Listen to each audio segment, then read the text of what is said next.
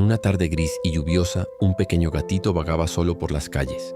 Sus patitas mojadas y su pelaje empapado contaban una historia de soledad.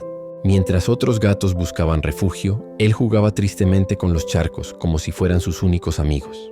Pero el destino tenía otros planes. Una familia que pasaba por ahí notó su inocente juego bajo la lluvia. Sus corazones se derritieron al ver esos ojitos brillantes y melancólicos. Sin pensarlo dos veces, decidieron llevarlo a casa.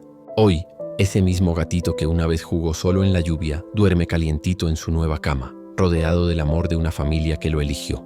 A veces, las historias más tristes tienen los finales más felices.